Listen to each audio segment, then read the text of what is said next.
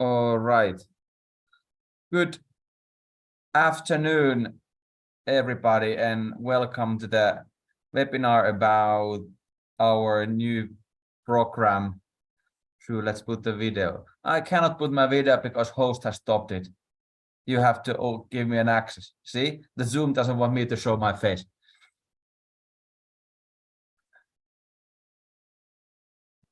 Yes, so let's see. Maybe you see my face, maybe not. Anyways, yes, I was going to welcome to this webinar related to the Scaleup Launchpad program that we are starting on autumn time, and there's the last few days on applying on that. So if you know about the program, good, but soon you will know much more about it, and hopefully later by that stage you will press application button and decide to submit it. So today we have a bit more information about the project itself, and as well we have Mika as a keynote speaker who will then tell more interesting things and introduce himself a bit more than how to utilize the board. But anyways, welcome, as I said, about the Scaleup Launchpad program. Ooh, co-host has asked you to start the video. Ta-da! See, now it works. So about the Scaleup Launchpad program, it is starting now, and it is a joint program for companies who are not early stage startups anymore, but those one who are a little bit further down the road, who have already some revenue, customers, product on the market, some track record to showcase. And this is a little bit different than just a traditional accelerator program in a way that we have a bit more tailored focus on it, which goes around the smart cities theme and everything that relates to smart cities, and of course about the climate neutrality, green transition, and in these contexts. And what makes this program a special program is because it's a cross-border program. So meaning that we are doing it together with Norrköping Science Park as well as Tartu Science Park. So this program actually grants you access directly to international markets, and also these cities actually happen to be twin cities as well, meaning that it will be not only access for the markets, but as well all these cities are working closely with each other. So you will get access as well to different test beds, pilots, and we have good mentor pool over there. That there will be roughly 20 plus experts who are on the way, have one-to-one time with you, who can help you to solve your problems. The program itself focuses on 4 main themes, which are finances, strategy, building a team, and opening new markets. And in order to get some validated metrics on it, we also use this called Hippometer tool, which is a digital evaluation tool that gives you very good data. Actually, where does your company stand at the moment? It shows you where you need to focus, or where the weak points are. And with that, in this program, we can build you a tailor-made contacts, helping exactly your team on those issues that are on your table. So that's roughly about the program. Maybe just it's 10 months long but don't worry about it. We have planned it in a way that it doesn't involve your own day, like it doesn't disturb your day-to-day business. So you can keep the business running, because that's the most important thing, what we want you, of course, to do. So this is something that is easy to do on the side as well. That's why we have prolonged it is as well quite long, so it doesn't interfere on that. But that's maybe from my side briefly about the program. But as I mentioned, this is done together with the other cities as well. And to give you a proof on that, we have as well here representative from each of the cities to tell their greetings and what the program is offering from that perspective. So next on the stage after me, let's jump to the Sweden, Norrköping and Dag. You're next, so the floor is all yours. Thank you.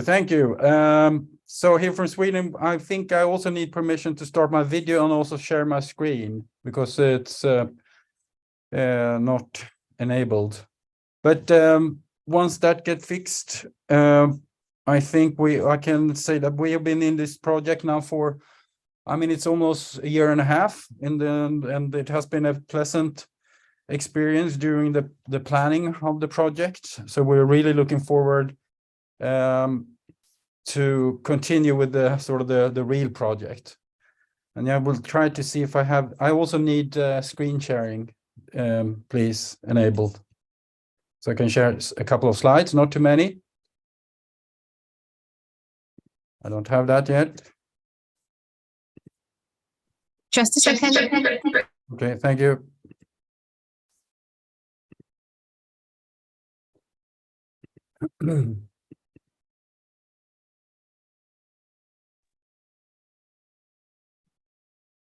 All right, so let's start here. What's now here with some slides? I think you've seen this before, people fiddling with their slides. So let's see if I can get the right.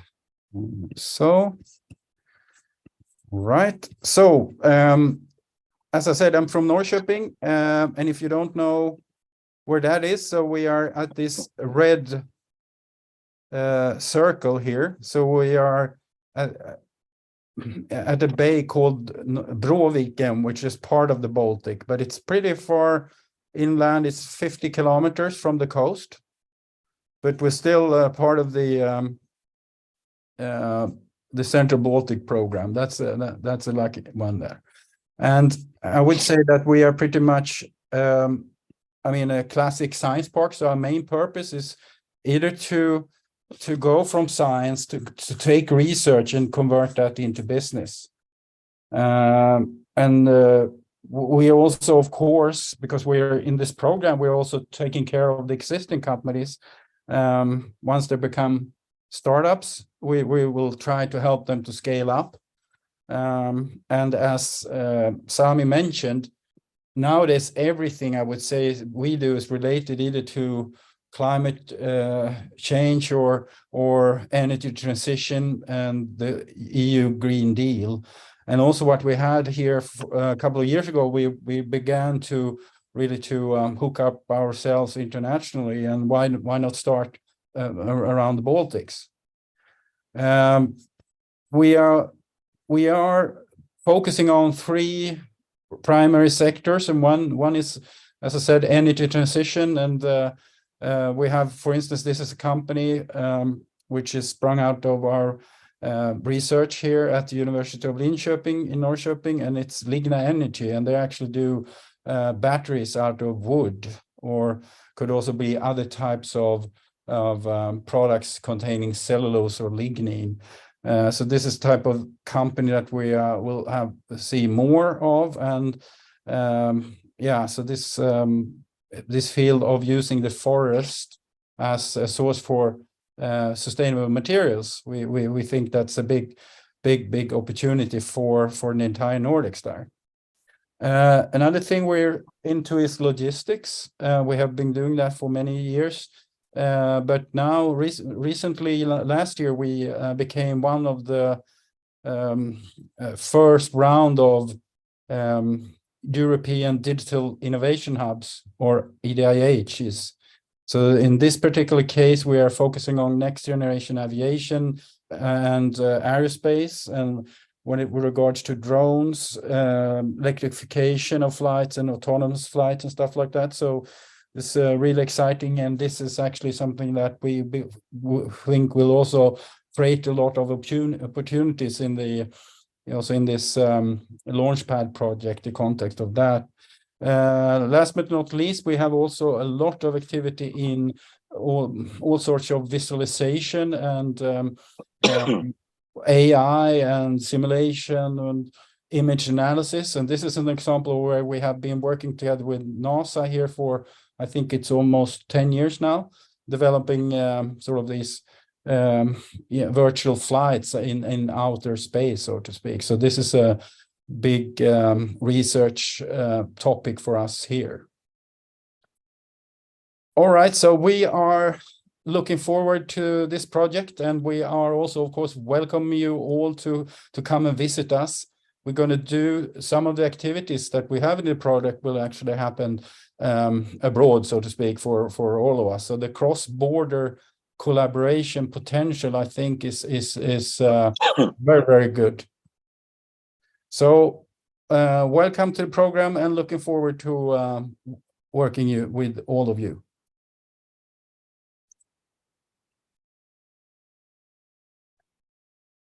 Yeah, thanks, Doug. So I'm Peter from Tartu, Estonia. I don't have any slides, so I hope you can just hear me well. So on behalf of the city of Tartu and Tartu Science Park, I'm also happy to be in this program. And Tartu, if you spell it, so in the word startup, you just add S in the end and P in the S in the beginning, P in the end, and so Tartu is embedded in the word startup very well. So that's why Tartu as the city has a long tradition of working with the startups, and now more and more also with the Scaleup. So we are happy to join also in this program, because the city is always open to testing novel solutions, and really happy to be a test bed for all kinds of startup and innovative developments. So and hopefully out of this project also several we can put into practice. And at the moment there are especially two topics where Tartu is looking for ideas. One is drones and unmanned aerial vehicles and autonomous flights. So that's one, and the other is connected to all kinds of mobility. But these are just two really hot topics at the moment. But the spectrum is anything connected with smart and climate neutral cities. So, and as we are only 100,000 inhabitants, so it's big enough, but at the same time small, big enough for testing and collecting data, but at the same time small enough for testing and piloting. So we can be really flexible and fast in cooperation, despite being like public administration. So not so bureaucratic. And if you will be part of this program, you will be invited officially to the Startup Day taking place in Tartu every year. I put in the chat also the link to the Startup Day, which will take place in January next year. So whether you are in the program and will be officially invited, but if you're not in the program, you are anyway invited to take part. It's a great event for the whole Estonian startup scene. So most welcome. And I think that's it from my side at the moment. And I give floor over to Mika for a keynote. Hello there. Thank you, Peter. And I try to start my video. Yes. Is it now live? But before I will start talking about this, I just want to show you the landscape where I'm working at the moment. So this is where the this presentation is coming from. Let's move forward. I will talk a little bit about that, how to utilize the board of directors when companies are evolving from startup phase. Especially the focus is why the board practices are essential and what are then the things what the board does. Let's move to the next slide. So who I am Mika. I am also an entrepreneur. I've been, before that, I worked 30 years in corporate world, including Nokia and HERE Technologies. And I also worked abroad in Germany for 10 years. Now I am a chair of the board of directors in Noeton and Remoted, which are the startups, both operating in the field of sustainability.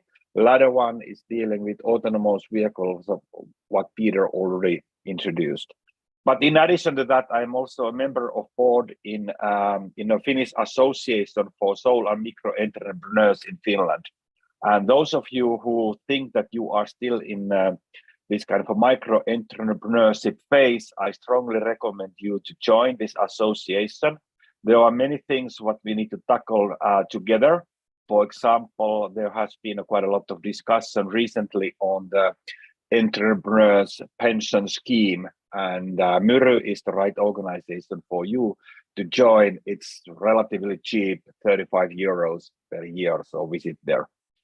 And in my startup world, I also have been a part of the 2 startups which went to the bankrupt. So in Finland, there's a saying that if you have been in in one bankrupt, that qualifies that you are an entrepreneur, 2 qualifies that you are a real one. Let's go on the next one. There are some companies I've been working with, and also the universities I've been studying. So this is where I come from. Let's move forward. So now when we are looking into the startup, yes, we have a new fantastic company, beautiful business idea, solving the real-time, real-life problem, a lot of good entrepreneurs. This is a dilemma where we are in a day one, meaning that the company founders are the same one that the company owners or shareholders. And they are the same. They are typically also the board of directors. Same people are also the management team and employees. And this is causing some benefits of, obviously, speed of decision making. Everyone is on the same page, but then it's also it's creating certain kind of challenges, especially in the point of diversity, quality of discussion, bringing new ideas to the for consideration. Moving forward, having different angles in the discussion. Quite often in a startup, in the early phase, all the discussions are more or less going through the same kind of the process, and in every meeting we are talking about the same things. Let's move to the next one. However, then we need to know that what is the direction, what is actually a scale-up, where we would like to, lead the startups. In simple terms, a scale-up is a successful startup. Now, what is a scale-up? There aren't any kind of concrete, clear definition, but these elements include to the definition or criteria of a scale-up. First of all, one criteria is that scale-up has grown 30% per year in the terms of employees or revenues, starting from 10 people. So 3 years on the row, every year, 20% more people are hired. The product or service is better than MVP. So it's already there. It has evolved. There are new versions or new features in your MVP, and it's ready for scale up on the market. So the business model itself is scalable. It's no longer a pilot or technology demonstration. It really can scale also in international market. Revenues, we are talking about roughly 500,000 cumulative, or maybe even more. And then the funding point of view, successful scale up has already been able to raise at least seed or Series A funding, typically in seed phase. However, we have to also admit one thing, that unfortunately, becoming a scale-up is extremely rare. Deloitte made a study. They looked more than 400,000 startups, and they, based on these criteria, they found out that only 1 out of 1,200 companies grow to scale-up phase. It's as a matter of fact, it's much more difficult to move from startup to scale-up than from scale-up to unicorn. Unicorn is then typically a company where you have €1 billion valuation on the table. So absolutely now we need to think about that, how we can go from startup to scale-up phase, how we can help companies to go there. Let's then move on the next one. There are certain kind of frameworks, articles. This particular one, what I'm showing is from Harvard Business Review magazine, already from the year 1983, which describes different kind of the stages for small businesses, what they go through. So there are certain kind of phases what has been identified, what a company goes through, from existence to survival and so forth. What are the main strategies? What are the main topics? Then if we go to the next one, then there's also next slide. Yes, this one.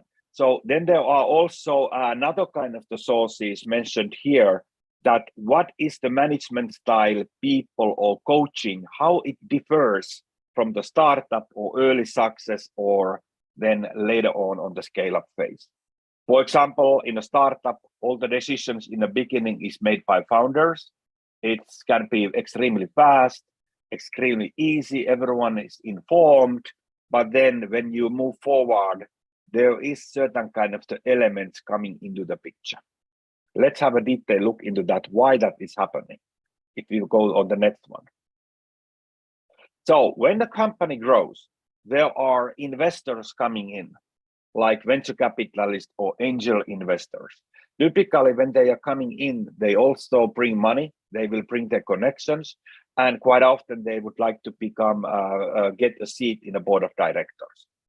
So this whole model starts to break up a little bit.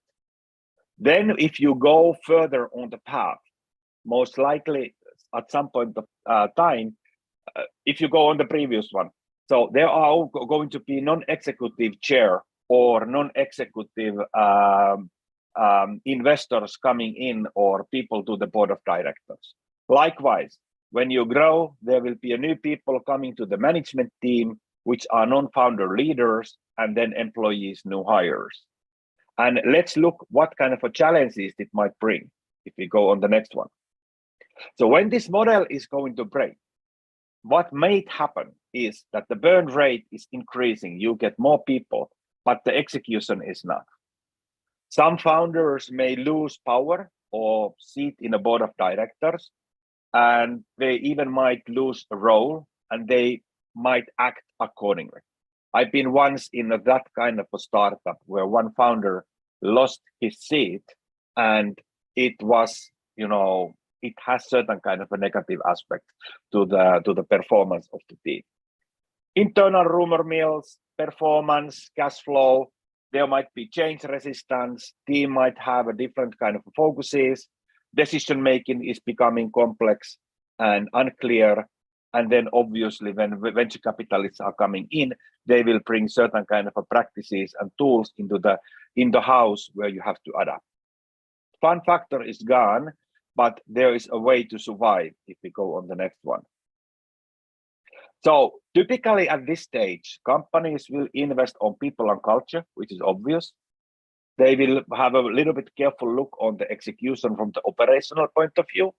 There is a little bit more pressure on economical side of the things. You have to understand the financial things, sales, customer base, etc. And also companies will start taking a strategy process a little bit seriously.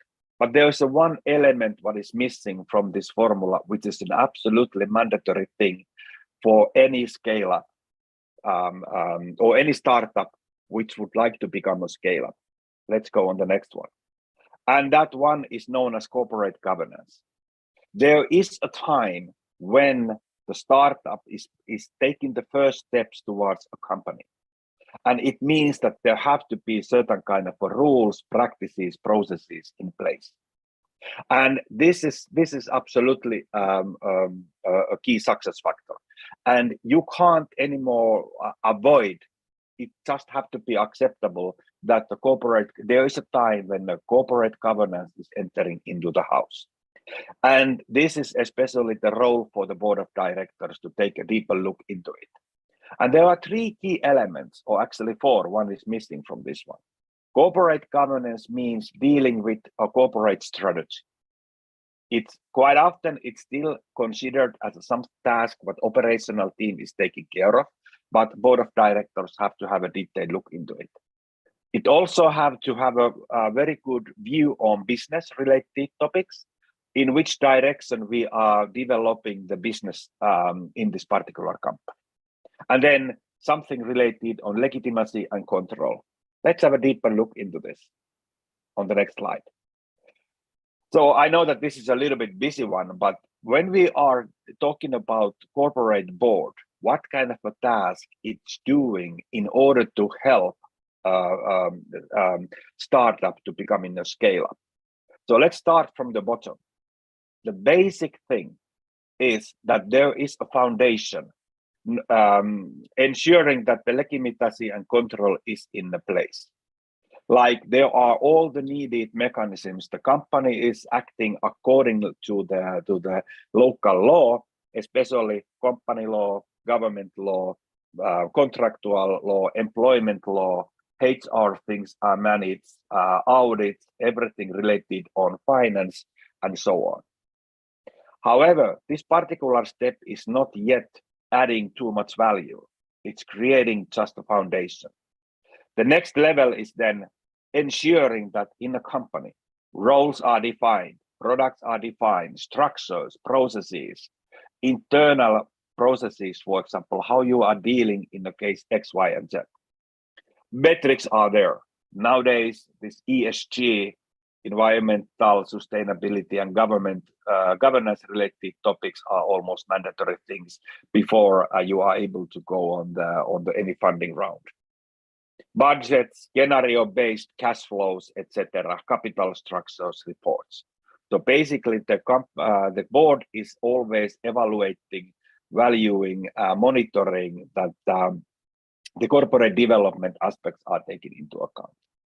And finally, there's something that we call as corporate strategy, which is always the strategic thinking, thought leadership, shareholder management, investor relationship matters, etc.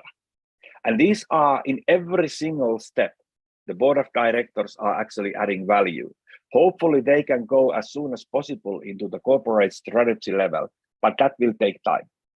And in every single step, board of directors are always asking the most important question what they have. Do we have the right person to lead this company? Therefore, hiring and firing a CEO is always a number one thing what the board of directors are thinking about. And then it's not only dealing with the CEO, but it's also coaching the management team. Still quite often, the board is only collaborating with the CEO, but it's strongly recommended that the board will also deal with the management team. Let's move on to the next one. We are soon coming, by the way, to the end. So if we are thinking about how a startup can become a scale-up, good board or advisory board is absolutely necessary. Just summarizing, coaching and challenging CEO and management team, bringing new ideas, bringing connections, and ensuring that there is a diversity and balance in place. If you are thinking about any tech companies, for example, in Finland, quite often it's full of engineers, and there's nothing wrong with that. But there's a time when you need to have people coming from different disciplines into the board so that they can bring new views, fresh ideas, and experiences from previous businesses how to survive in certain cases. Strategic thinking, design thinking, and so on. And this is something what may create the missing value to the startup to become a scale-up. Next one. Before handing over to Tero, I just want to leave the stage with few thoughts. First of all, every single one, please, please, please, always focus on cash flow. Cash is the king. Yes, product might be great, but especially nowadays, when it's relatively difficult to get funding, look after the cash flow. Ensure external and internal accounting are in place. Discuss with your board what kind of a metrics they would like to follow. There are even certain things mentioned in the company law, what the board of directors must follow from the financial perspective. Accelerator program like this one is also all the good things. There are many others, but now this particular one, it can bring a lot of benefits. Then, for all the founders, please, please, please pay attention. Build a good board of directors or advisory board. There are certain differences between board and advisory board, but let's talk about those later. And when the time is right, sooner than later, ensure that there is also a non-executive person in the board of directors. If you are looking for international markets, then bring also someone outside from your home country to the board of directors. And then what I also strongly encourage is that the chairman of the board of directors is a different role than CEO, and therefore it should be a totally different person. The chair of the board of directors is aiming to support CEO, but if the CEO is handling the both roles, that might cause some challenges. Thank you, guys. And now I think it's time to hand over to Tero.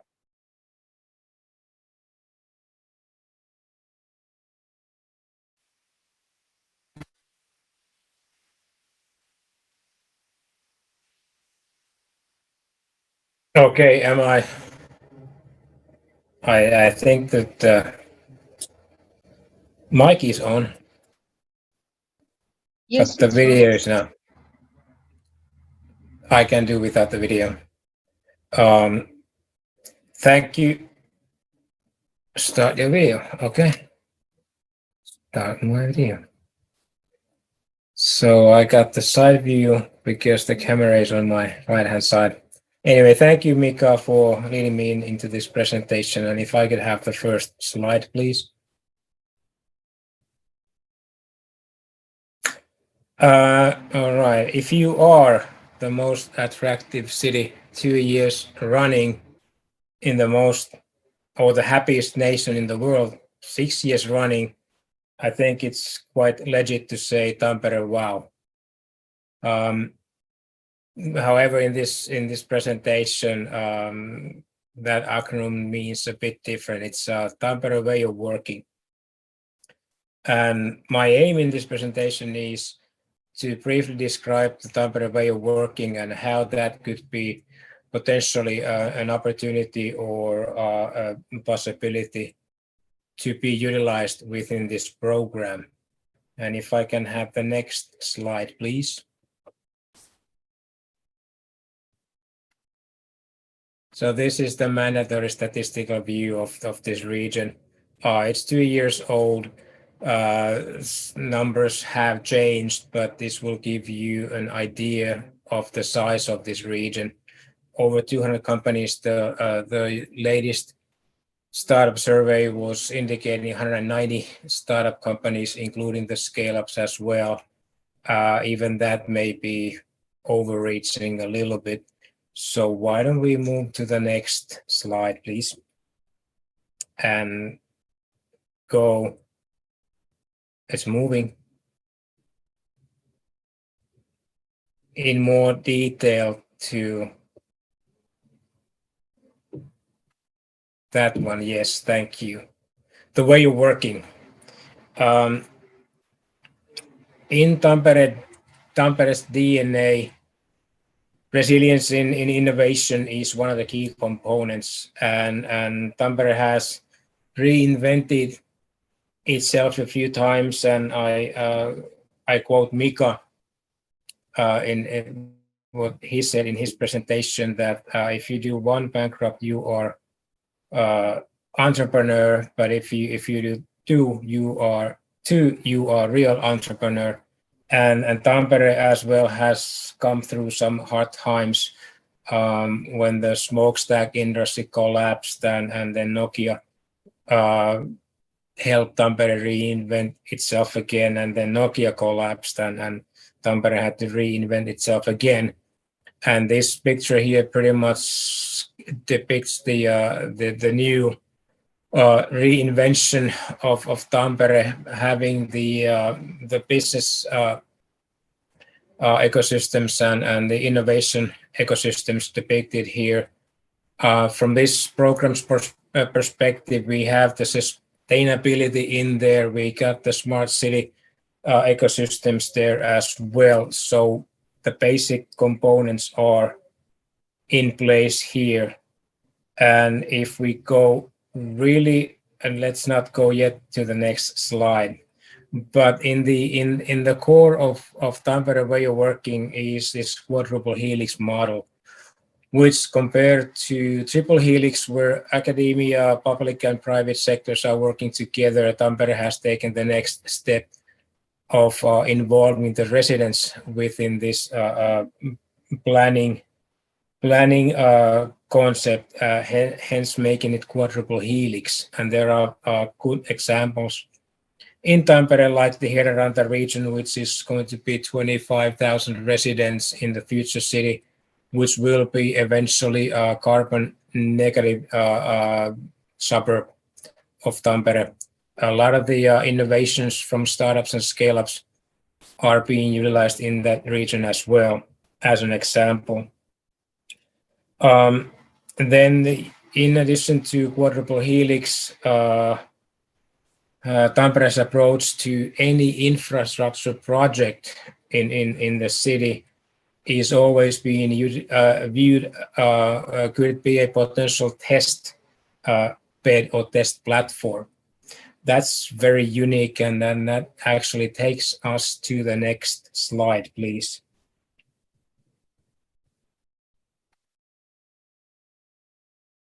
One more click. So what this testbed planning in part of the infrastructure here in Tampere means that over the decades,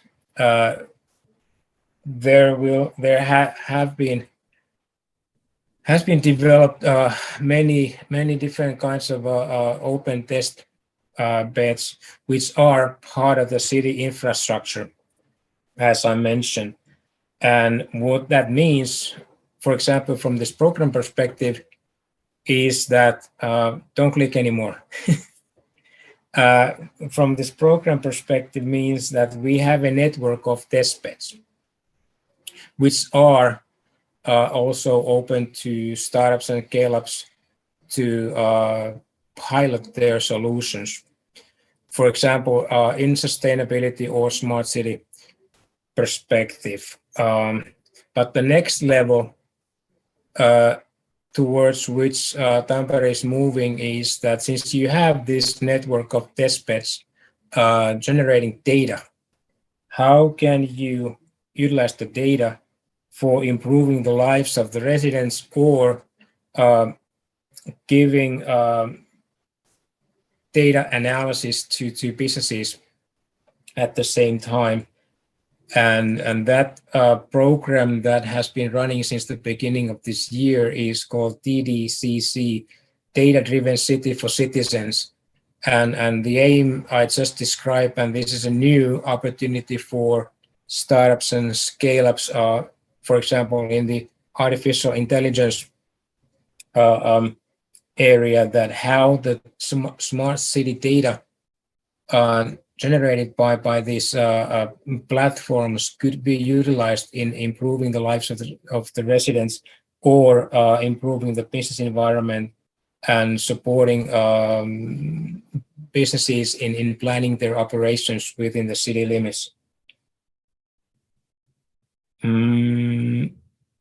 Yeah, well, I'm fulfilling my time. So if I recap this from this program's perspective, Tampere is quite unique in its operations, and there are potentially quite many opportunities for the participants of this program to test their solutions within the sustainability smart city concepts, or even find new partners through collaboration with the local companies working on these issues.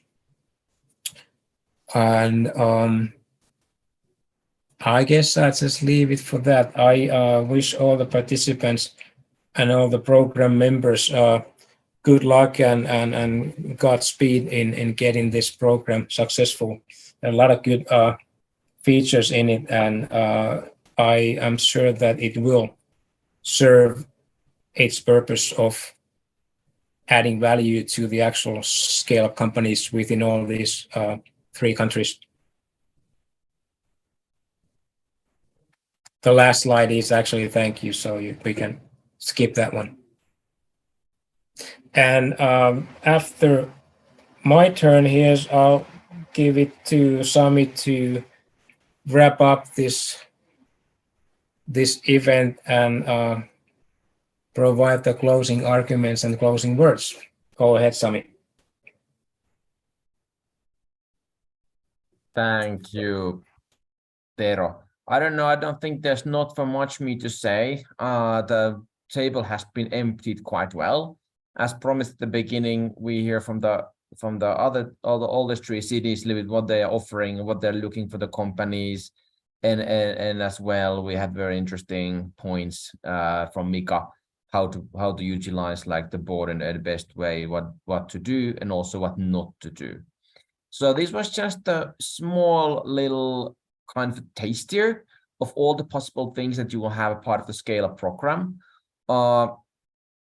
If you have any questions, we have set up particularly a room in this Tavata platform, and you can access in the room when you go to the platform.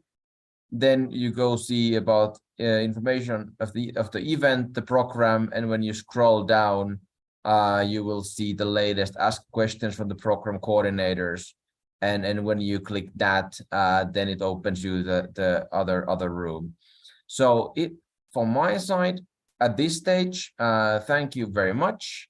And as said, if anything is in your mind, feel free to join the meeting room for extra questions from me or from Doug or Peter, or if there's no extra questions, just go and apply for the program, and then we'll see in autumn time and see how we can grow your businesses. Thank you.